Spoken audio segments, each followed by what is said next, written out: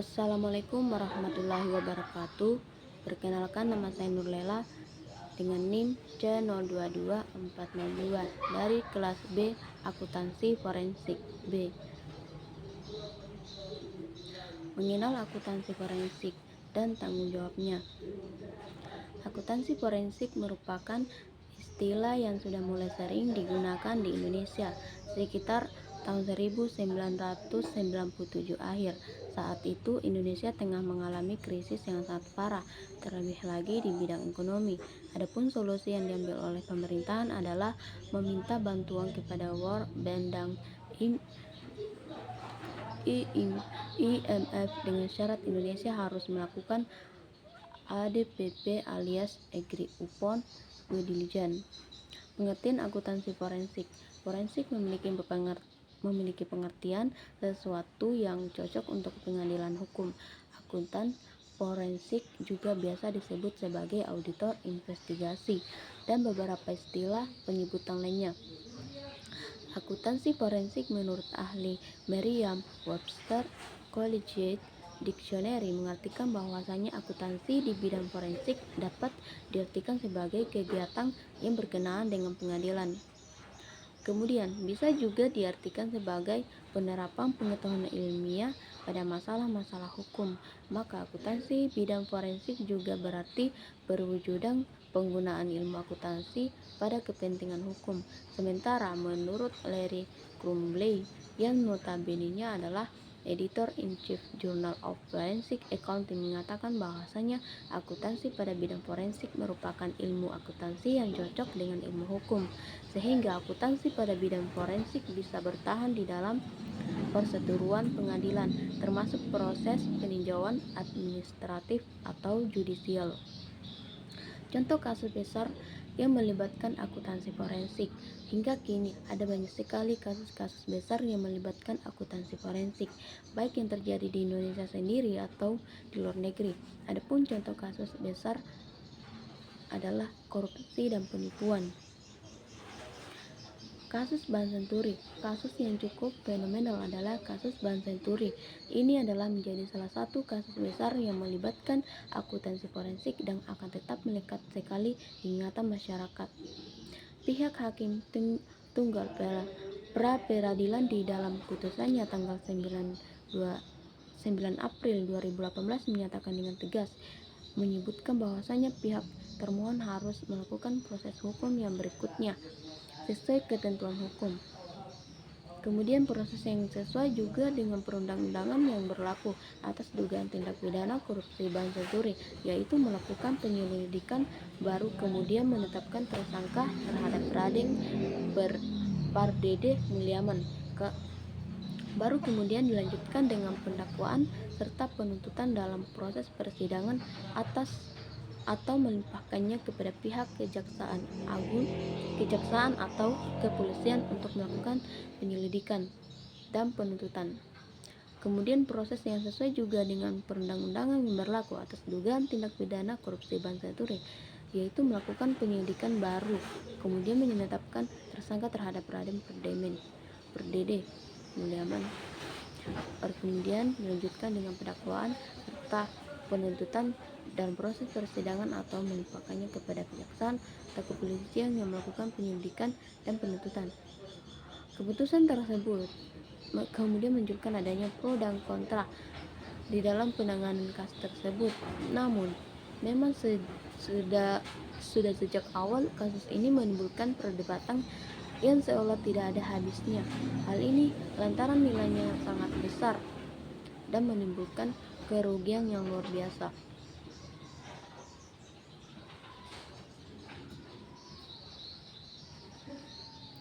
Penanganan kasus tersebut terus memperoleh perhatian publik karena bukan hanya sekedar menyangkut kepercayaan, melainkan juga keadilan publik. Sangat miris jika satu sisi ada banyak masyarakat yang terus berjuang keras untuk memperoleh hak-hak dasarnya, sementara di sisi yang lain justru ada segelintir orang yang sangat mudahnya memperoleh talangan uang negara dengan angka yang sangat besar untuk menutupi perilaku penyimpangan yang dilakukan.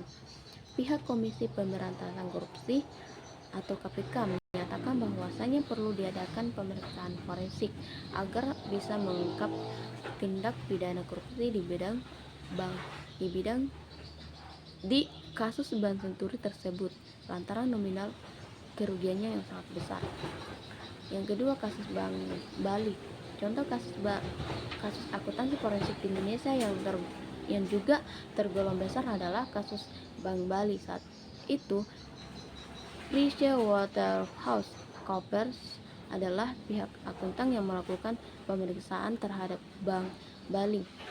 Dalam proses pemeriksaannya, mereka berhasil menunjukkan adanya aliran dana dari orang-orang tertentu. Tugas dan tanggung jawab akuntansi forensik. Seorang akuntan forensik mempunyai tugas untuk memberikan pendapat hukum di pengadilan. Selain itu, akuntan juga mempunyai tugas untuk membantu merumuskan alternatif penyelesaian perkara sengketa.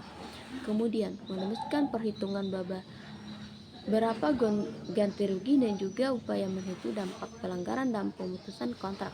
Dalam hal ini, akuntansi forensik terbagi menjadi dua. Pertama, jasa litigasi dan yang kedua, jasa penyelidikan. Layanan litigasi ini merepresentasikan kesaksian seorang pemeriksa penipuan dan juga jasa-jasa akuntansi forensik yang ditawarkan, yaitu memecahkan isu-isu evaluasi misal yang ada di dalam kasus perceraian, sehingga pihak tim audit mesti menjalankan pelatihan dan juga mendapatkan materi akan pentingnya memahami prosedur akuntansi forensik di dalam praktek audit nantinya. Kemudian, seorang akuntan forensik juga akan mendapatkan materi seputar kebutuhan akan peran mereka untuk memecahkan permasalahan yang ada. Sementara jasa layanan yang kedua ialah mengadakan pemeriksaan atau auditor penipuan. Akuntan forensik ini harus menguasai akuntansi mendeteksi, mengendalikan penipuan, mencegah hingga misinterpretasi. Seorang akuntan forensik juga harus mempunyai keahlian yang sangat baik dalam membantu menyajikan berbagai bukti-bukti yang sudah dipersiapkan. Adapun yang menjadi keterampilan utamanya adalah kemampuan menyajikan temuan dengan ringkas, jelas, hingga orang awam pun dapat memahaminya dengan mudah. Tentu hal ini akan membantu di dalam lingkungan pengadilan nantinya. Seorang akuntan forensik juga bisa bertindak sebagai saksi ahli di pengadilan yang akan memberikan berbagai bukti-bukti kunci pada pemeriksaan silang. Seorang akuntan forensik mesti mempunyai kepercayaan diri yang tinggi untuk menjawab berbagai pertanyaan yang sulit dan memanfaatkan keahliannya untuk membantu mengarahkan kasus sesuai keinginan. Adapun tanggung jawab seorang akuntan forensik ialah melakukan penelitian forensik yang bertujuan untuk melacak dana dan juga mengidentifikasi aset untuk pemulihan. Selain itu, ia juga bertanggung jawab untuk mempersiapkan laporan akuntansi forensik dari temuannya.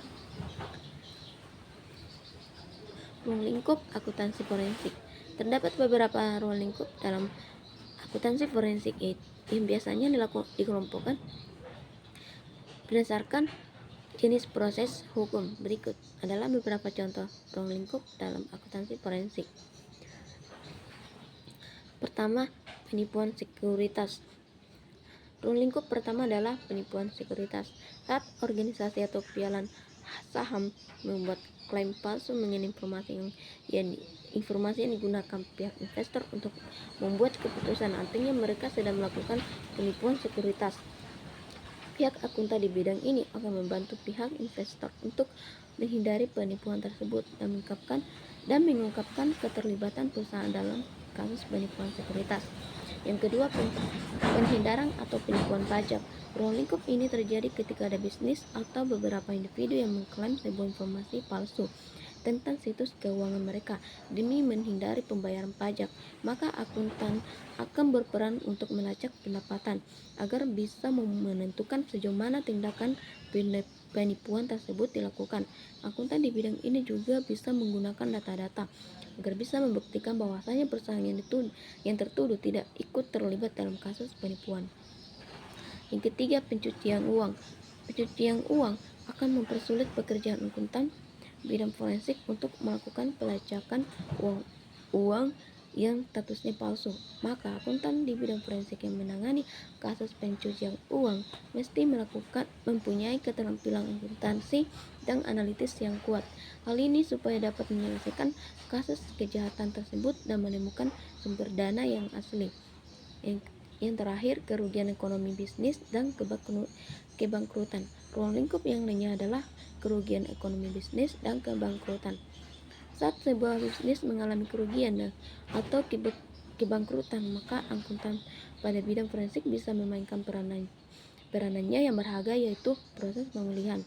Nantinya pihak akuntan akan menemukan berbagai bukti penipuan yang akan membantu bisnis tersebut bisa kembali normal atau mendapatkan pijakan kembali.